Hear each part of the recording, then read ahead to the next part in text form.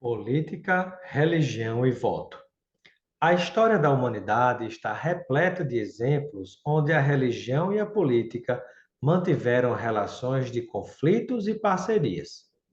Como pensar a construção das pirâmides no Egito e do governo dos faraós sem considerar a religião e sua ligação com a política? O que dizer da independência da Índia sem a atuação de Gandhi ou da coroação de reis e rainhas sem a presença da Igreja Católica ou protestante? E a decisão política do genocídio de 6 milhões de judeus? Nesses e em tantos outros casos, está configurada de maneiras diferentes a relação entre poder, política e religião, e os exemplos seguem variando de guerras santas a ataques terroristas, descobrimentos de novos mundos, bem como sua invasão e colonização. No caso da formação política e social da América Latina, houve um longo e traumático processo baseado na forte influência da religião. No Brasil, a Igreja Católica, aliada à coroa portuguesa, por exemplo, patrocinou massacres contra indígenas, que já foram considerados até sem alma, e negros africanos escravizados, que foram expoliados, inclusive em suas religiões de matriz africana. Não é por acaso que até hoje a religião católica é presença maciça entre os brasileiros, embora tenha perdido espaço para fiéis que abraçam outras igrejas, como evangélicas, protestantes, pentecostais e neopentecostais, e para os que não possuem religião ou são ateus. Assim como a religião sempre influenciou nos hábitos individuais, na vida em sociedade, nos gostos e costumes, também tem apresentado ao longo do tempo o potencial de influenciar na dinâmica dos regimes democráticos.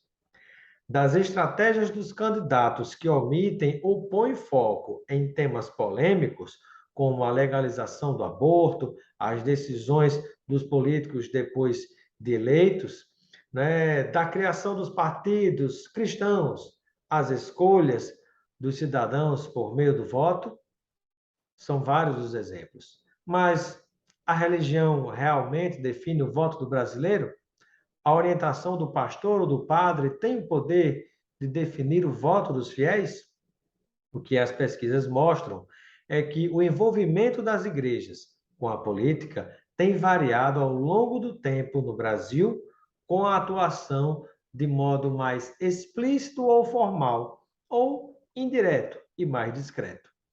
A diferença também tem ocorrido entre as próprias igrejas. Por exemplo, a católica, que já desempenhou um papel mais ativo nos processos eleitorais, vem diminuindo este hábito, ao passo em que evangélicas, as igrejas evangélicas, especialmente as neopentecostais, têm participado cada vez mais de modo explícito, recomendando o voto do tipo irmão vota em irmão, fundando partidos políticos e lançando pastores como candidatos com direito a apoios declarados dentro dos templos. Não é por acaso que hoje existe no Congresso Nacional Brasileiro a chamada bancada da Bíblia. O voto em um partido ou em um candidato se dá, entre outros fatores, pela ativação de identidades desse eleitor, e a religião, como a classe e o gênero, é um dos componentes que pode mobilizar esta identidade, funcionando como uma espécie de atalho para a sua escolha.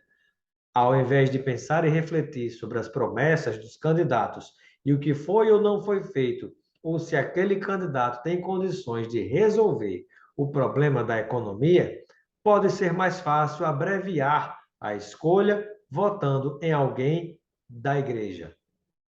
Em um estudo sobre a religião e o eleitor latino-americano, Taylor Boas e Amy Erica Smith, em 2015, destacaram que a religião importa na escolha do voto em grande parte da região e, em especial, no Brasil, mas reforçam que é necessária a ativação dessa identidade por meio da mobilização dos candidatos e ou líderes religiosos, politizando a escolha do eleitor.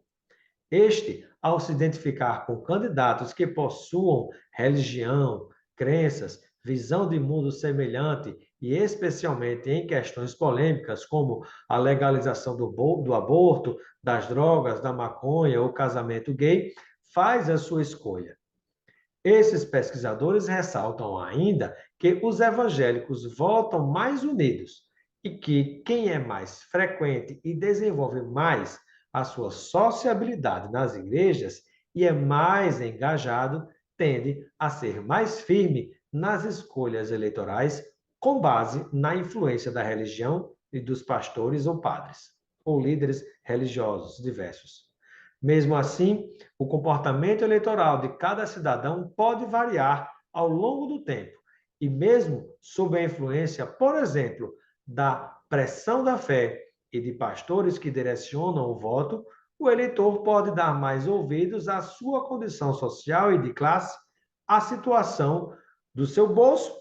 e da sua vida, fazendo comparações de um modo mais livre entre as opções do candidato ou votando por proximidade, por ser um amigo de tal candidato ou por favores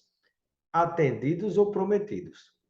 Às vésperas das eleições gerais no Brasil, tem sido comum a mobilização de diversos temas que vinculam religiões na tentativa de beneficiar e prejudicar candidatos que, a depender de como se posicionem,